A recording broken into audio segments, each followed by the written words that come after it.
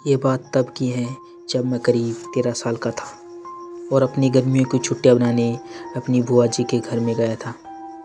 मैं वहाँ पर पहली बार गया था और साथ ही मेरे माता पिता भी मेरे पास थे।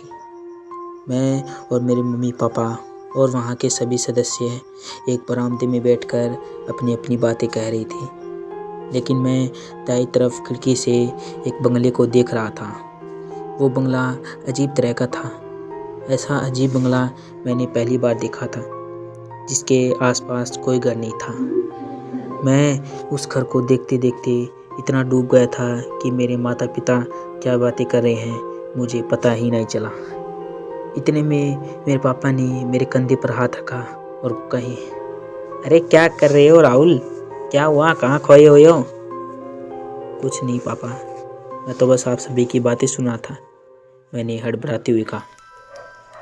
पापा, क्या मैं बाहर खेलने जा सकता हूँ?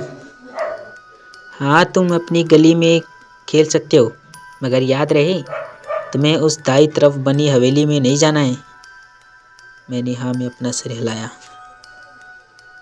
जब मैं बाहर आया तो देखा कि कुछ बच्चे हमारे घर के आगे लुका छिपी गेम खेल रहे। मैं उनके पास गया और उनसे कहा, मैं तुम्हारे साथ लुका छिपी गेम खेल सकता हूँ? कि उनमें से एक लड़के ने कहा, वैसे तुम्हारा नाम क्या है? हम तुम्हें खिला तो लेंगे, मगर तुम्हारा नाम हमें बताओ। मेरा नाम राहुल है और मैं यहाँ मेरी बुआ जी के घर में आया था। उसी लड़के ने दोबारा कहा, ठीक है, हम तुम्हें खिला लेंगे, मगर तुम हमारे साथ पहली बार खेल रहे हो, इसलिए हम छुपेंगे और तुम हमें ढूंढोगे। मैंने ठीक है कहते हुए अपनी आंखें बंद करके 10 तक गिनती गिनने लगा। जब मैंने 10 तक गिनती गिन के अपनी आंख खोली तब वहाँ पर कोई नहीं था। मैं उन्हें ढूंढने के लिए उसी बंगले में गया था जो मैंने खिड़की से देखा था। मुझे पता था कि वो बच्चे उसी बंगले में मिलेंगे, क्योंकि वहीं एक घर था जहाँ आराम से छिपा जा सकता था। वो घर देखने पर बहुत डरावना लग रहा था, मगर मैंने भी ठान रखा था कि कुछ भी हो जाए मुझे उस बंगले में जाकर उन बच्चों को ढूंढ कर लाना है। वो बंगला देखने में बहुत डरावना था। अगर कोई उसे देख ले तो उसकी रूह कांप जाए। मैंने डरते हुए उस बंगले का घर का दरवाज़ा खोला। वो घर बाहर से जितना छोटा था, अंदर से बहुत बड़ा था और अत्यधिक ठंडा भी था। उस घर के चारों तरफ सिर्फ मकड़ियों के जाले ही जाले थे और आसपास कुछ पुरानी तस्वीरें और सीधे सामने ही एक छोटे बच्चे की फ़ोटो थी। वो देखकर हैरान था कि इतने पुराने घर में एक बच्चे की फ़ोटो कैसी है। वो घर देखने पर 500 साल पुराना लग रहा था। मैं जल्दी से उस घर का चप्पा चप्पा छान मारा, मगर मुझे वो बच्चे नहीं मिले। कि तभी किसी बच्चे की मुझे हंसने की आवाज़ आई।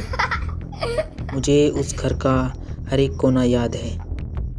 वो घर और वो रात और वो इतने डरावना अंधेरा मैं कभी नहीं भूल सकता। वो आवाज़ सीढ़ियों के ऊपर ही आ रही थी। जब मैंने उस सीढ़ियों के ऊपर देखा तो आप विश्वास नहीं कर पाओगे, वहाँ पर एक 10 साल का बच्चा था और वो सीढ़ियों पर खड़ा था और साथ ही हंस रहा था। मैंने कई बार तो उसे आवाज़ लगाई, मगर वो हंसता ही जा रहा था, मानो वो अपने ही बातों में लीन है। उसने अपनी गर्दन थोड़ी मेरी तरफ करके हंसने लगा और वहाँ से भाग गया। वो बच्चा एक कमरे के अंदर भाग गया था और उसका चेहरा अंधेरे के कारण मैं देख नहीं पाया था।